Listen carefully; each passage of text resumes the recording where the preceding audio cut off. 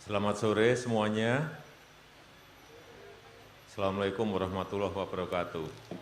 Waalaikumsalam. Waalaikumsalam warahmatullahi wabarakatuh. Ini di Provinsi Kepulauan Riau hari ini telah dilaksanakan vaksinasi di 7 kabupaten dan kota. Saya ingin mungkin satu atau dua, mungkin Natuna atau Batam atau kota-kota yang lain yang ingin menyampaikan silahkan. Tapi saya sangat mengapresiasi vaksinasi pada hari ini yang total semuanya, tadi Pak Gubernur menyampaikan kurang lebih 15.000 orang yang terlibat dalam program vaksinasi pada hari ini, dan kita harapkan segera mungkin di Provinsi Kepri peningkatan persentase yang divaksin semakin banyak, dan kita harapkan nanti herd immunity, kekebalan komunal segera bisa tercapai dan kita semuanya bisa kembali pada keadaan normal kembali. Saya mengapresiasi, menghargai kecepatan vaksinasi di Provinsi Kepulauan Riau, dan kita harapkan ada terus tambahan vaksin dari Kementerian Kesehatan. Tadi saya juga sudah perintahkan ke Pak Menteri Kesehatan agar suplai vaksin untuk Kepulauan Riau jangan sampai terlambat. Silakan, silakan kalau ingin menyampaikan. Assalamualaikum warahmatullahi wabarakatuh. Waalaikumsalam warahmatullahi wabarakatuh. Dari Natuna, pada hari ini kita, Pak Presiden izin, target vaksin kita hari ini 500 di 5 posko. Dan untuk Natuna saat ini sudah mencapai 5.613 vaksinasi. Oh, ini sekitar 6,7%. Oh, banyak. Dari target kita 70% dari jumlah 82.000 jiwa. Vaksin nggak terlambat? Vaksin alhamdulillah lancar. Kendala kita di Natuna cuma pengiriman dari kabupaten ke kecamatan karena kita banyak wilayah kecamatan yang jaraknya berbatasan dengan laut, Pak Presiden. Oh iya, vaksinator cukup? Cukup. Oke, baik, baik, baik. Ya, terus dikejar Pak Gubernur dan Menteri Kesehatan agar suplai vaksinnya terus-menerus bisa lancar dan tidak terganggu. Ya. Terima kasih, terima kasih. Terima kasih, Pak. Kota Batam. Terima kasih, Pak Presiden. Saya Jeffrydin, Sekretaris Daerah Kota Batam, izin melaporkan tentang perkembangan vaksinasi di Kota Batam. Secara umum, target yang akan divaksin di Kota Batam berjumlah 774.803 orang. Terdiri dari usia di atas 60 tahun atau lansia sebanyak 36.107 orang. Dan usia 18 sampai 59 tahun 738.696 orang. Nah, jumlah masyarakat yang sudah divaksin saat ini, khusus hari ini berjumlah 7.437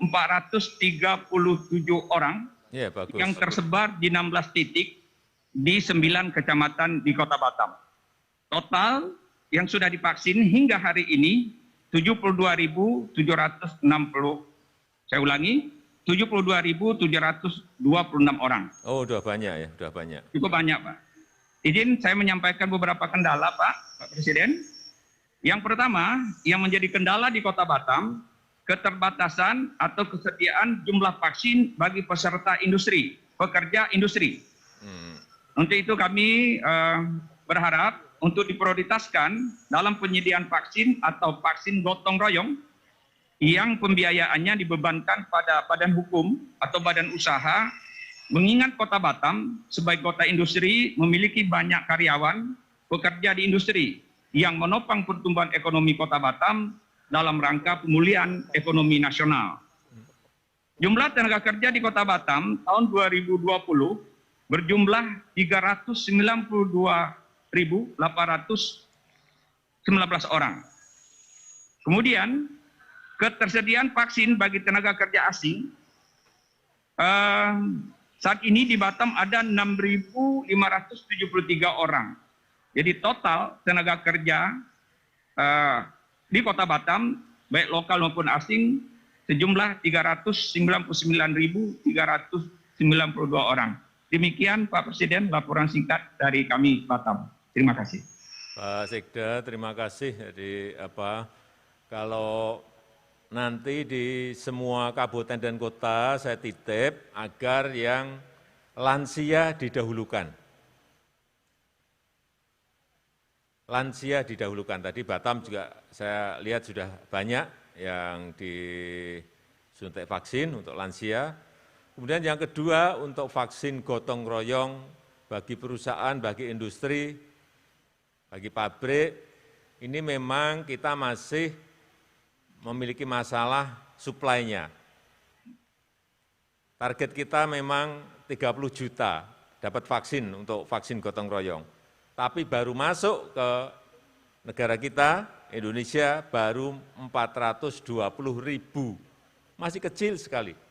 Memang ini jadi rebutan, tapi saya nanti akan, ini di samping saya Pak Menteri Kesehatan, kan kita berikan prioritas untuk Batam, utamanya untuk industri. Ya, terima kasih Pak Sekda, terima kasih. Sama-sama Pak. Ada lagi?